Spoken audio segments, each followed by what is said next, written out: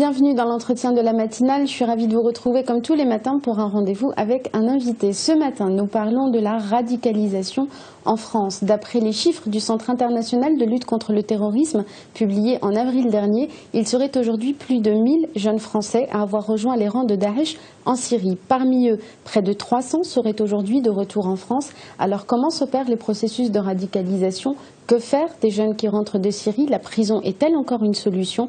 Pour parler de ces questions avec nous, nous recevons aujourd'hui M. Farhad Khosrow-Kavar, un des observateurs les plus affûtés de l'islam radical en France et dont le terrain d'étude et de prédilection est justement les prisons qu'il étudie depuis 15 ans. Il vient de publier aux éditions Lafon un nouvel ouvrage, Prison de France, résultat d'une enquête menée entre 2011 et 2013 dans 4 établissements pénitentiaires en France. Monsieur Khosrow-Kavar, merci d'avoir accepté notre invitation et d'être avec nous. Vous êtes au Maroc pour une conférence organisée par l'Institut français du Maroc sur les phénomènes de radicalisation. Alors, la première question qu'on a envie de vous poser, c'est la définition de la radicalisation. Est-ce que vous avez observé comme évolution et comme changement entre votre première enquête dans les prisons, qui s'est faite entre 2000 et 2003, et celle que vous avez faite 10 ans plus tard? Quel changement majeur avez-vous constaté? En fait, il y a un changement radical dans les forme d'expression de la radicalisation. Entre 2000 et 2003, c'est ce que j'ai appelé dans un ouvrage qui s'appelle Radicalisation, publié en 2014, fin 2014, décembre 2014, c'est ce que j'ai appelé le modèle extraverti. C'est-à-dire que les jeunes radicalisés en prison l'exhibaient. Non seulement ils l'exhibaient, mais même ils le surexhibaient, ils le montraient. Il était radicalisé, il entrait en conflit avec les surveillants, avec l'imam de la prison, et il essayait de recruter visiblement beaucoup de monde.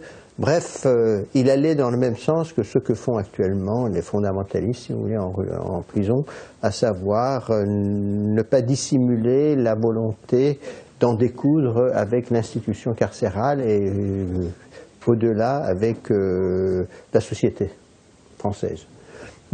Par contre, en 2011-2013, le modèle dominant n'est plus du tout le modèle extraverti tel que je viens de vous décrire et qui est caractérisé par une dizaine de traits spécifiques. Je ne sais pas moi, il laissait pousser la barbe, il portait djellaba, il essayait de se faire suivre par beaucoup de jeunes, etc. Bon.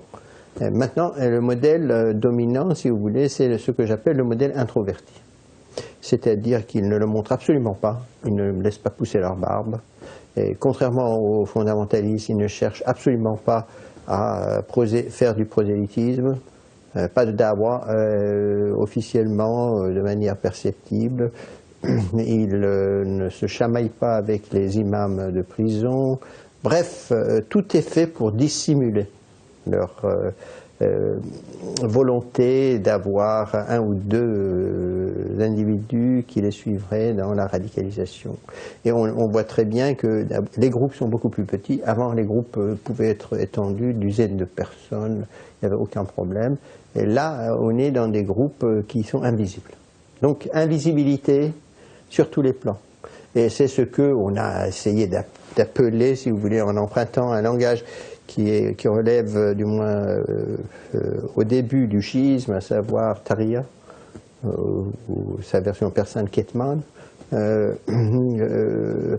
C'est cela, mais c'est un peu plus que cela, et ils sont très conscients maintenant du fait que s'ils le montrent de manière visible, eh ben après ils seront dans le collimateur des services de renseignement. Par conséquent, il y a un changement total du modèle de conduite et de forme de radicalisation. C'est ce que j'ai appelé, si vous voulez, deux modèles extravertis et introvertis. Et le modèle introverti est un modèle qui est invisible, c'est-à-dire les surveillants ne voient rien parce que ça ne se montre pas. Les autres détenus ne sont pas au courant et ils choisissent leur propre cible. Quelquefois, par exemple, des individus qui sont psychologiquement fragiles, des individus qui ont des problèmes mentaux et qui peuvent être attirés par cela, et qu'on peut endoctriner facilement sans passage nécessaire par l'idéologie, tout simplement sous l'effet de ce qu'on pourrait appeler la personnalité charismatique. Et donc, les deux sont totalement différents. C'est ce que j'ai essayé de montrer dans des ouvrages sur radicalisation, par exemple, les deux modèles. Et donc, il y a eu une rupture entre 2000-2003 et 2011-2013 comme forme d'expression de la radicalisation au sein de l'institution pénitentiaire. Alors, vous avez évoqué ces changements d'expression dans la radicalisation qui étaient extraverti qui est maintenant introverti. Qu'en est-il des canaux de diffusion de cette radicalisation? Comment elle se fait? Est-ce qu'elle se fait par des personnes, des émirs qui recrutent au sein des prisons? Est-ce que ça se fait par une radicalisation via les ouvrages en circulation dans les prisons? Quels sont les canaux de diffusion de cette radicalisation? Il n'y a pas de circulation importante d'ouvrages parce qu'il y a une supervision, il y a une surveillance accrue. Et par conséquent, c'est plutôt le fait de contacter un autre détenu, essayer de le convaincre qu'on est en train de faire du mal à l'islam, qu'il faut lutter et qu'il faut monter cela. Et donc, c'est dans ce sens-là qu'on peut dire qu'il y a des formes nouvelles de radicalisation au sein de l'institution pénitentiaire. À l'extérieur aussi, on trouve un peu les mêmes formes avec beaucoup plus de liberté. L'accès à l'Internet, en prison, c'est beaucoup plus difficile. C'est interdit. On y a accès quand même par le biais de ce qu'on appelle des clés. Vous savez, clés USB. Mais c'est quand même, il y a des fouilles, il y a une supervision. Par conséquent, ce n'est pas aussi simple qu'à l'extérieur. Donc il y a un certain nombre de traits de l'extérieur de la prison qui se retrouvent au sein de l'institution carcérale avec un certain nombre de spécificités liées à la condition pénitentiaire elle-même. Et on a beaucoup plus de petites cellules, c'est-à-dire 2-3 personnes, pas plus.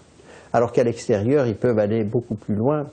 En France, ce serait un peu plus difficile, mais le 13 novembre 2015, avec les attentats de Paris qui ont tué quand même plus de 130 personnes, ça a été quand même des cellules de plus d'une dizaine de personnes montées en Belgique. Donc, en prison, c'est beaucoup plus petit maintenant.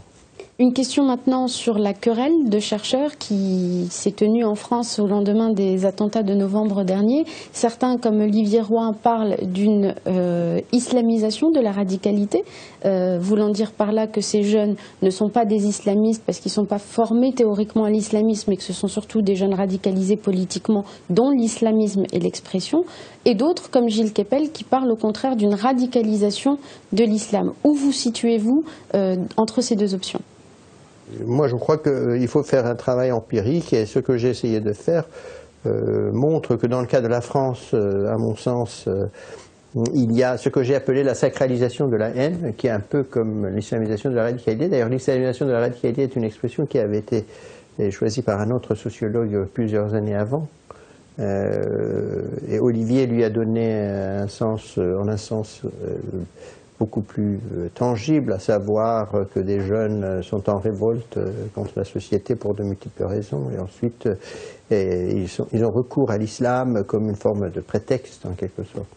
Bon, j'ai essayé de montrer qu'il y a des cas empiriques qui relèvent de ce cas, de l'autre, et puis même il y a des empiriques, on commence par ce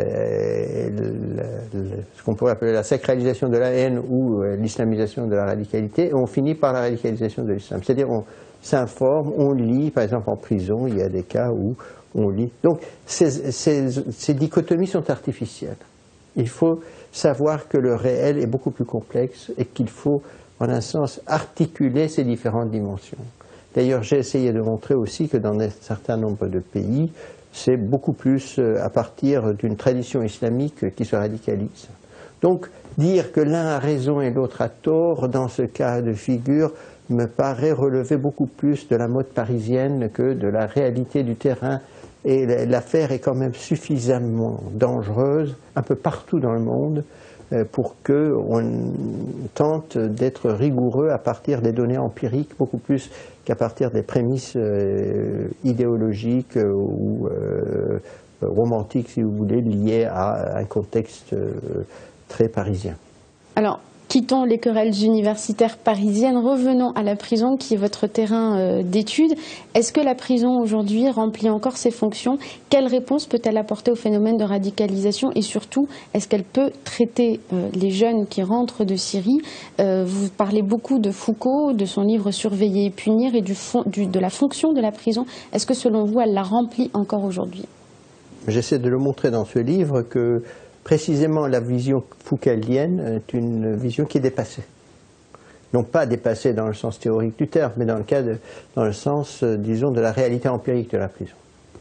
D'abord, enfin, lui, il décrit de manière extrêmement convaincante, de main de maître, que par exemple, l'État a pris en charge la prison à partir du XVIIe siècle et on a séparé progressivement les fous des criminels. Or, maintenant, on est dans le cas de figure d'un mélange très important de ce qu'on pourrait appeler les déséquilibres mentaux et les criminels. Ce que j'ai essayé de faire, je le montre, et d'ailleurs ça a été soutenu aussi par pas mal de psychiatres de prison et de psychologues carcéraux, à savoir que entre 30 et 40% des détenus ont des problèmes psychologiques graves. Par conséquent, on est dans une situation où précisément il y a un mélange de nouveau des fous et des criminels. Second point de différence, Foucault part dans son livre de ce qu'il appelle le panopticon. Panopticon, c'est-à-dire un dispositif architectural qui fait que le détenu est au centre, si vous voulez, d'une sorte de polygone et il voit tous les couloirs, etc. Et j'essaie de montrer comment ceci est beaucoup moins déshumanisant, le panopticon est beaucoup moins déshumanisant que le système moderne où on n'a pas besoin d'avoir cela et où on a ce qu'on pourrait appeler un phénomène électronique, à savoir par exemple le surveillant peut être dans une chambre et voir tout sans que le détenu le voie. Et ça c'est déshumanisant autant pour le détenu, ce qui est compréhensible, mais aussi pour le surveillant. Et donc j'essaie de dire qu'en un sens, quand Foucault critique le panopticon et le système carcéral, il ne se rend pas compte que ça peut être pire, et ça peut être pire pour des raisons opposées à ses propres prémices théoriques. C'est dans ce sens que c'est un livre qui prend acte de Foucault et de l'importance de son œuvre sur le monde carcéral, mais en même temps remet en cause ses prémices et remet en cause sa vision du carcéral parce que précisément le réel est autrement complexe. Et là, par exemple, j'analyse aussi le phénomène du regard. Le regard réifiant, par exemple, Sartre fait une analyse remarquable du regard dans L'être et le néant, et ça je l'applique à la prison. Et là aussi j'essaie de montrer que Sartre avait non pas tort, mais allait trop loin. Le regard, même quand il réifie, est un rapport humanisant. Par contre, vous ôtez le regard aux relations humaines, et ça les déshumanise beaucoup plus profondément. Et donc tout cela, je le montre dans le cadre de la prison. Merci beaucoup, Monsieur Ros-Rocavard, d'avoir été avec nous. Plaisir. Merci à vous, chers téléspectateurs, de nous avoir suivis. Restez sur Médien TV. Très bonne suite des programmes. On se retrouve pour un prochain entretien de la matinale. Très bonne journée à tous.